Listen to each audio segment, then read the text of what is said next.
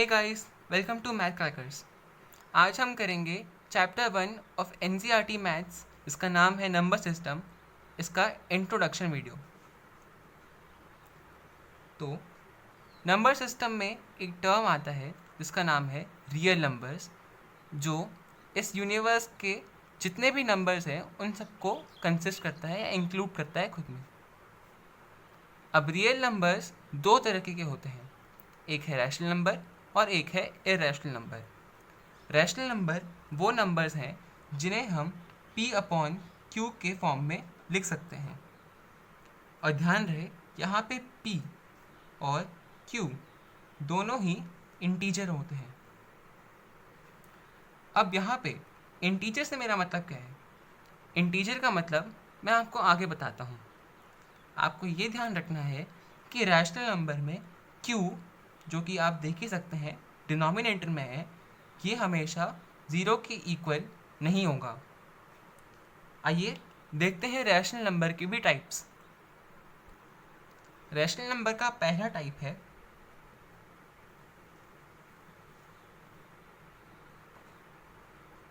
Integer.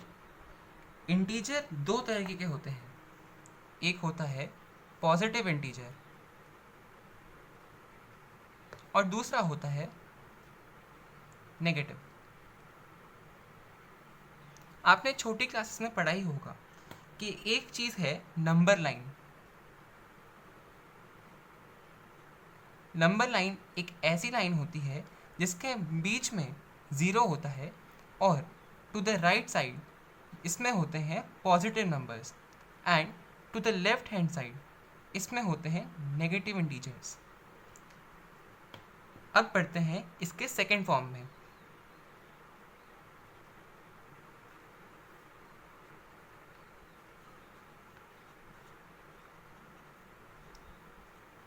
इसका second form है whole numbers. Whole numbers भी आपने बचपन में ज़रूर पढ़े होंगे। होल नंबर ऐसे नंबर होते हैं जो 0 से स्टार्ट होते हैं और यह नेवर एंडिंग होते हैं, यानी टू इन्फिनिटी। ये इन्फिनिटी का साइन है। इन्फिनिटी का मतलब ये कभी रुकते नहीं है, यानी होल नंबर वह नंबर है जो 0 से लेकर इन्फिनाइट है। अब बढ़ते हैं इसके थर्ड फॉर्म में, जो है नेचुरल नंबर्स।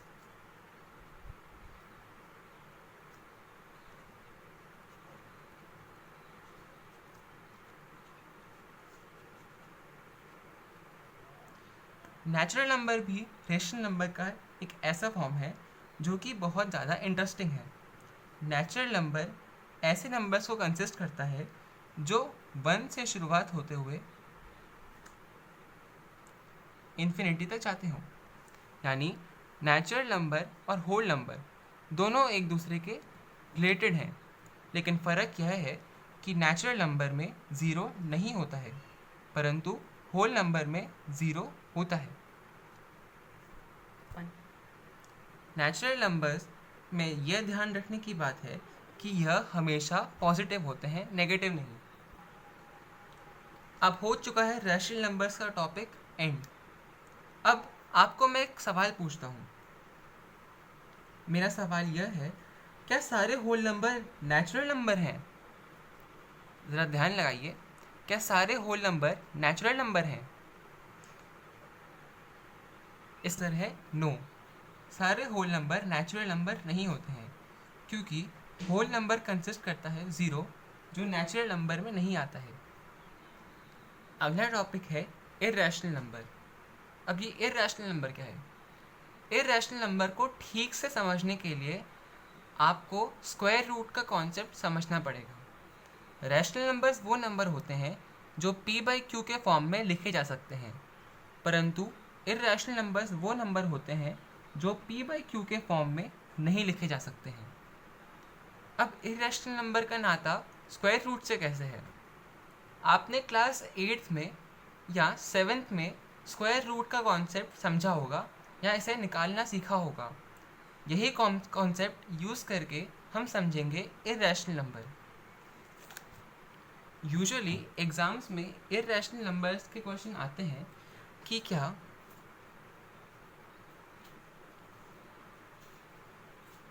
√4 इरेशनल है या रैशनल है। √4 एक रैशनल नंबर है क्योंकि √4 को फर्दर सॉल्व करके इसका आंसर 2 आएगा, जो कि एक रैशनल नंबर है। यह एक रैशनल नंबर इसलिए है क्योंकि 2 p/q के फॉर्म में लिखा जा सकता है, क्योंकि 2 का मतलब होता है 2/1 और 1 0 के इक्वल नहीं है। एक और एग्जांपल समझते हैं। √16 को फर्दर कैलकुलेट करके इसका आंसर 4 आता है, जो कि एक रैशनल नंबर है। रैशनल नंबर इसलिए है क्योंकि 4 को हम 4/1 के फॉर्म में लिख सकते हैं। यहाँ भी 1 0 के इक्वल नहीं है। √4 √16 यह कैलकुलेट करके रैशनल नंबर है क्योंकि √4 और √16 एक परफेक्ट स्क्वायर है। फॉर एग्जांपल, √25 √25 रैशनल नंबर है या इरेशनल।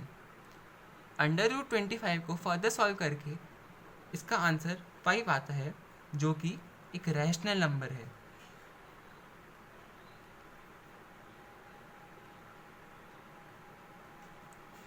पर क्या होगा अगर मैं पूछूं कि √2 की वैल्यू क्या है?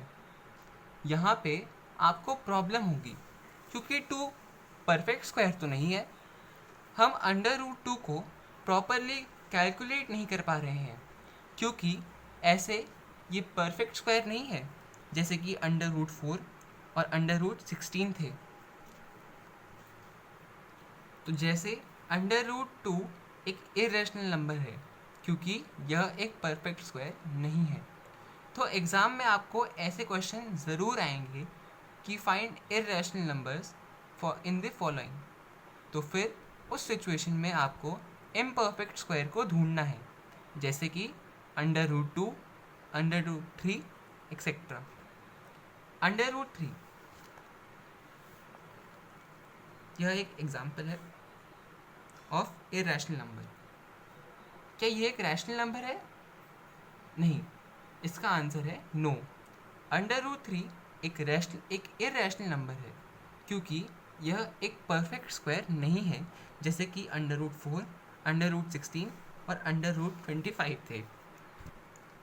√3 एक इरेशनल नंबर है क्योंकि यह एक परफेक्ट स्क्वायर नहीं है। √3 को आप फर्दर सॉल्व नहीं कर सकते हैं। So perfect square rational number होंगे और इम्परफेक्ट स्क्वायर रैशनल नंबर नहीं होंगे। नाउ अगला टॉपिक है टाइप ऑफ डेसिमल एक्सपेंशन। यह टॉपिक एग्ज़ाम में ज़रूर पूछा जाता है। इसके 3 फॉर्म हैं।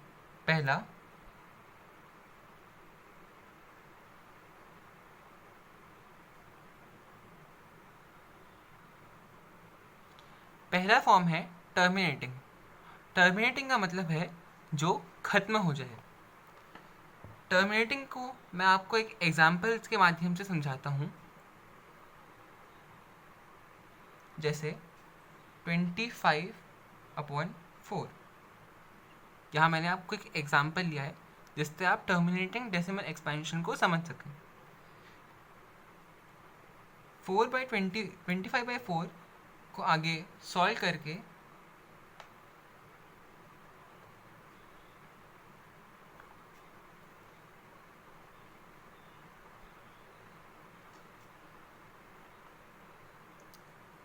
हमें मिलता है 6.25। आप यहाँ देख सकते हैं कि 6.25 यहाँ कोशिएंट है और 0 यहाँ पे रिमाइंडर है। तो टर्मिनेटिंग डेसिमल एक्सपेंशन वो डेसिमल एक्सपेंशन है जिसमें रिमाइंडर 0 आए। अब ये सॉल्व नहीं हो सकता है, यानी यह टर्मिनेटिंग है। इसका अगला फॉर्म है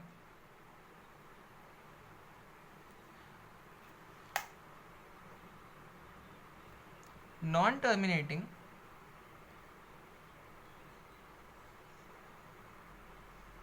एंड रिकरिंग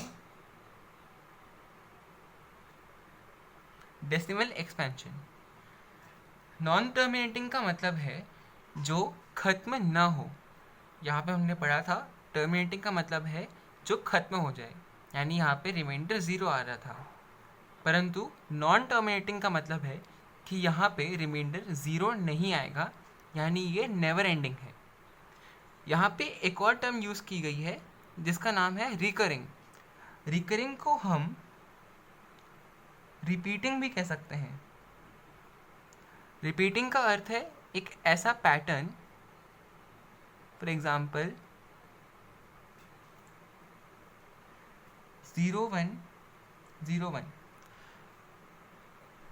यहाँ पे यह एक पैटर्न है, यानी 01 एंड देन 01, यानी आगे फर्दर आप यहाँ देख सकते हैं 0 एंड देन 1 एंड अगेन 0 और फिर से 1।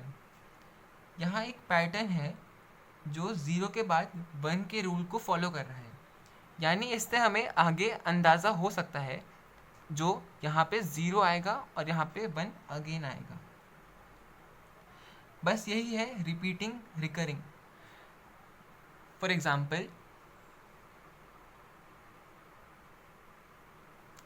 10/3, हम 10/3 को non terminating recurring decimal expansion कह सकते हैं, क्योंकि इसे फर्दर डिवाइड करने पर, जो मैं अभी कर रहा हूँ,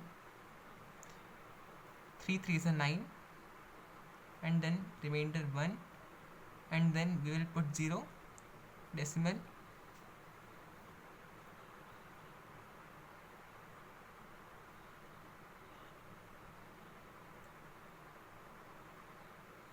आप यहाँ पर देखेंगे कि हमें बार बार क्वोशिएंट में 3 मिल रहा है और माइनस करने पर हमें यहाँ रिमाइंडर 1 मिल रहे हैं, और फिर देन 0 लगाने के बाद हमें 9 से माइनस करने के बाद अगेन 1 मिल रहा है।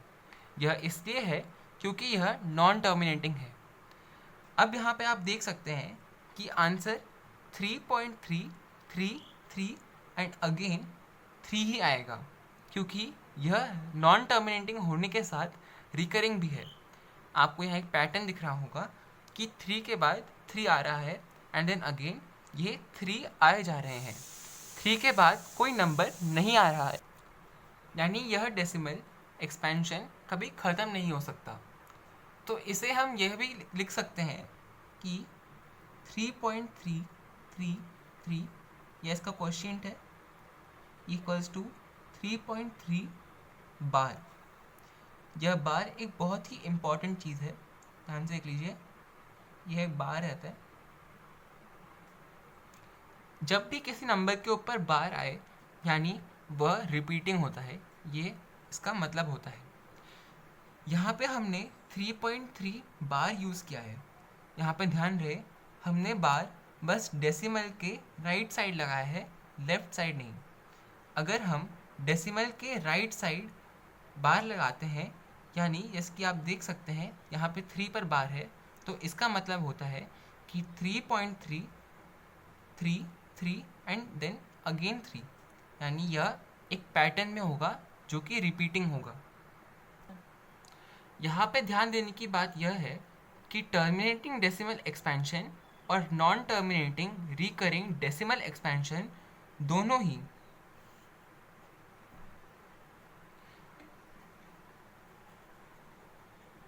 रेशनल नंबर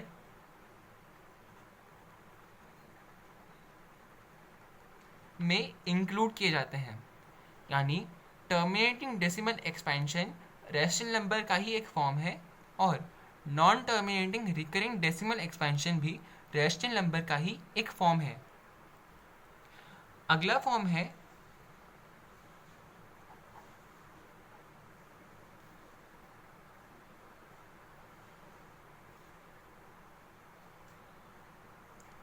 नॉन टर्मिनेटिंग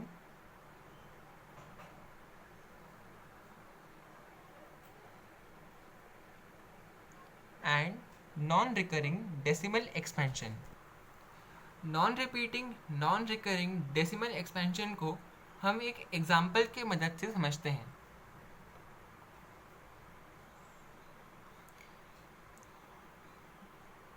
110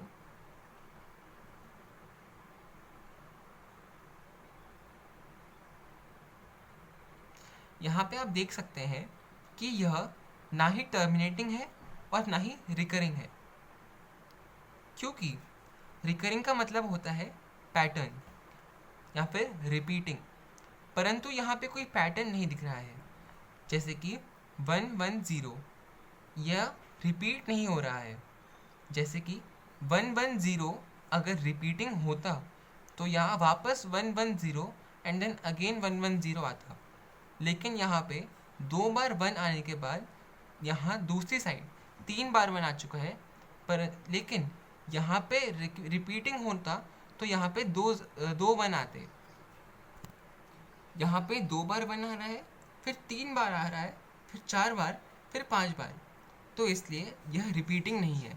क्योंकि रिपीटिंग होने के लिए यहाँ वापस 2 बार 1 और यहाँ वापस 2 बार 1 आना पड़ता। अब ये टर्मिनेटिंग क्यों नहीं है?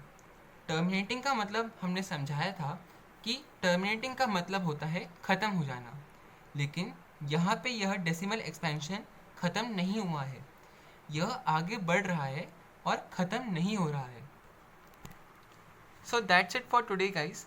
अगर आपको वीडियो पसंद आई तो प्लीज़ सब्सक्राइब करें, कमेंट करें अगर कोई डाउट है, और अपने मैथ्स एंथुसियास्ट फ्रेंड्स को यह वीडियो ज़रूर भेजें। Thank you.